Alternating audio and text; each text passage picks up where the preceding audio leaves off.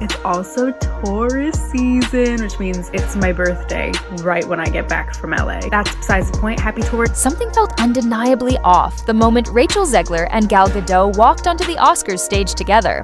The cameras flashed, the lights burned bright, and the audience leaned forward in anticipation. But the chemistry between the two stars was non-existent. There were no friendly smiles, no shared glances, not even the faintest nod of acknowledgement. Instead, they stood stiffly beside each other like strangers forced to share the same spotlight.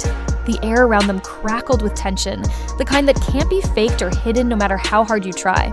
It wasn't just awkward, it was icy. For months, whispers had circulated through Hollywood about a behind-the-scenes feud between Zegler and Gadot. Fans dismissed it as gossip, the kind of drama tabloids love to exaggerate. But this moment on stage changed everything. Under the glaring lights of the Oscars, their body language said more than words ever could. This wasn't a rumor anymore, it was proof. What should have been a celebratory night turned into a silent standoff between two women who clearly wanted nothing to do with each other. The source of that tension, many believe, lies within the chaotic production of Snow White, Disney's controversial live-action remake.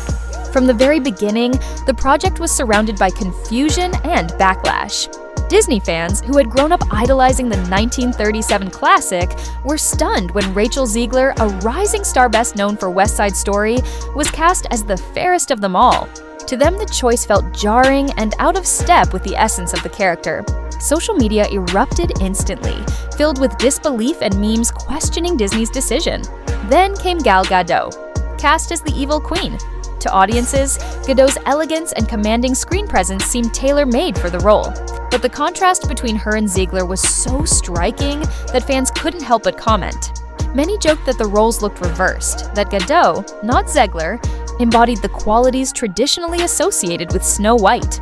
It didn't help that the film's promotional images seemed to highlight this imbalance, giving the impression that even in fiction, the rivalry between the two actresses had spilled into reality. Yet it wasn't just appearance that fueled the backlash, it was Zegler's attitude. From her earliest press interviews, she appeared dismissive of the story she was meant to bring to life. Instead of embracing the timeless magic of Snow White, she openly criticized the original film, calling it outdated and mocking its romantic elements. In one now infamous interview, she even ridiculed the prince, describing him as a guy who literally stalks her, before awkwardly laughing it off. Fans were stunned. The 1937 Snow White and the Seven Dwarfs wasn't just any movie, it was the foundation of Disney's entire legacy, a groundbreaking achievement in animation that defined generations. For many, Zegler's comments felt disrespectful, almost as if she was embarrassed by the very role she was being paid to play. Her words clashed directly with the nostalgia and love that audiences still held for the original story, creating a wave of resentment that spread like wildfire across social media.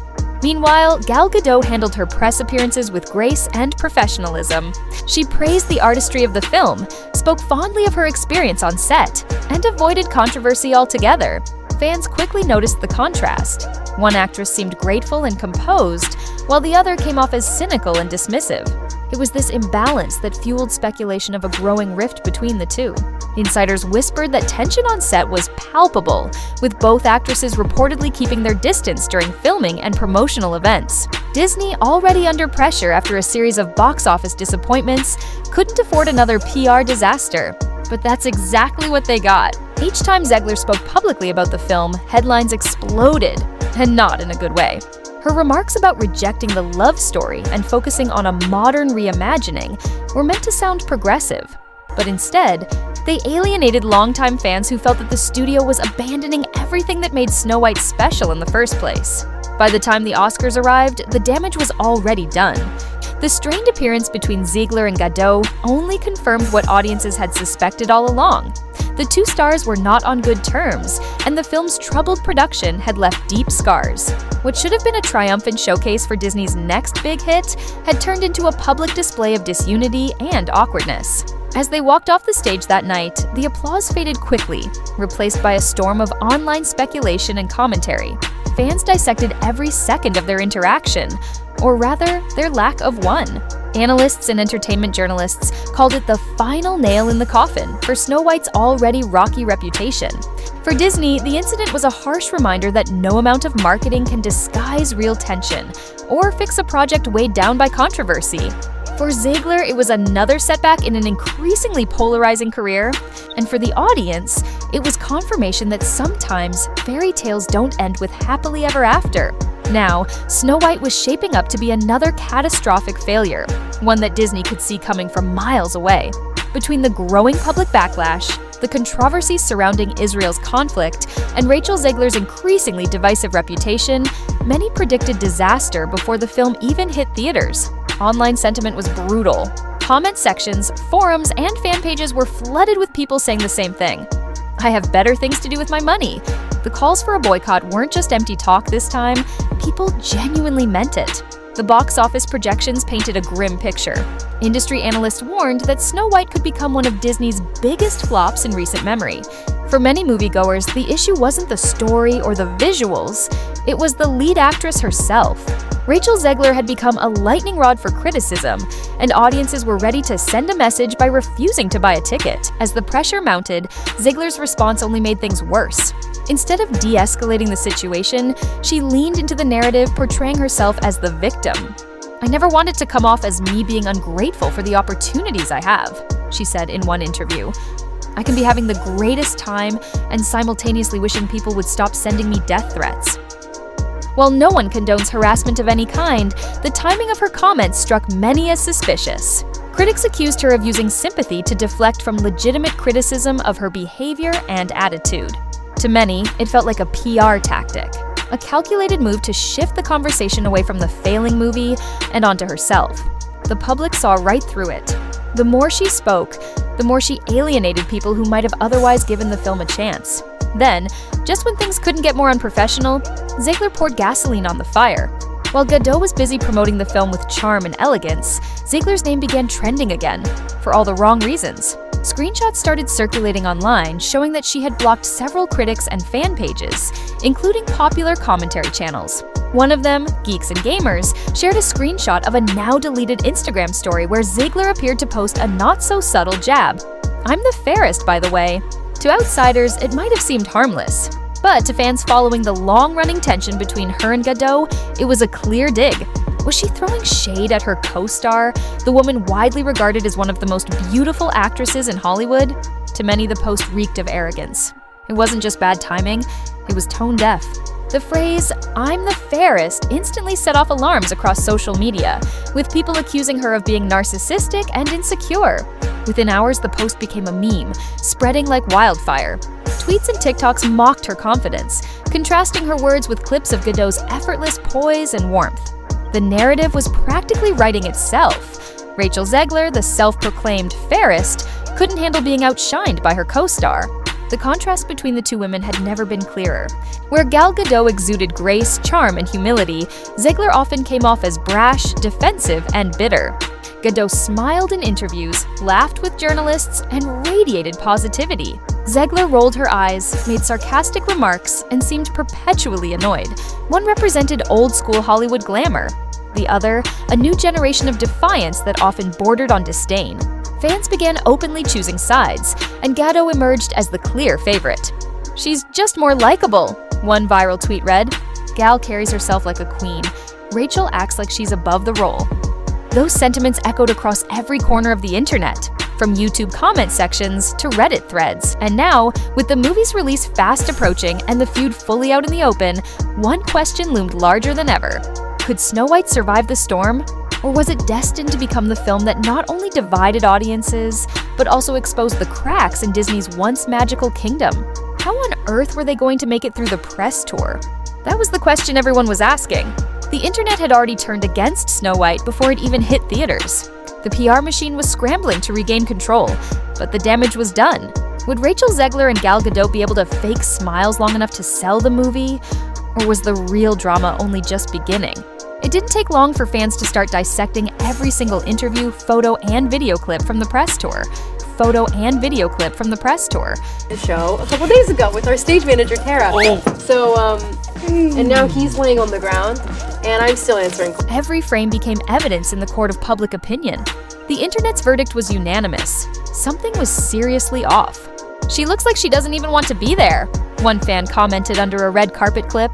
Gal Gadot is radiant, sweet, and friendly, and Rachel looks like she's counting the seconds until she can leave. Another fan echoed the same sentiment. Gadot is all smiles, she's bubbly and kind, and Rachel just looks miserable. And honestly, they weren't wrong. The contrast between the two actresses was almost cinematic in itself. Every time they appeared together, Gadot's warmth filled the room. She laughed easily, kept her composure, and treated everyone around her with kindness. Zegler, on the other hand, looked visibly uncomfortable. Her forced smiles and tense body language told a story she clearly didn't want to tell.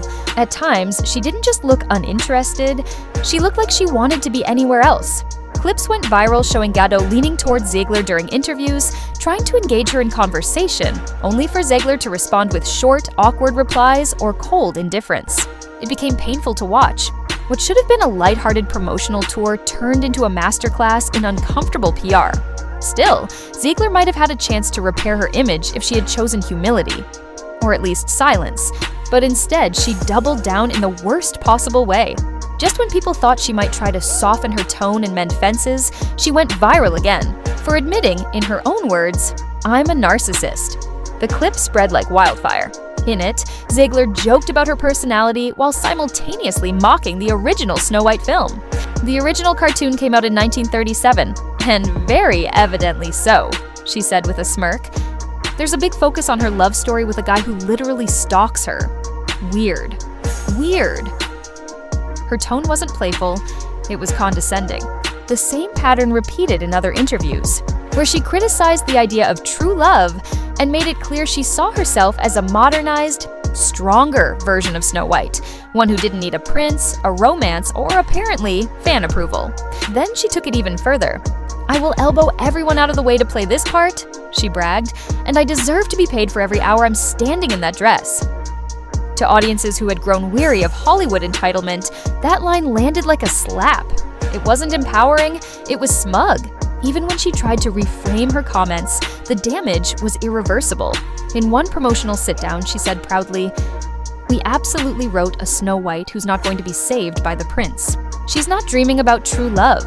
She's dreaming about becoming the leader she knows she can be."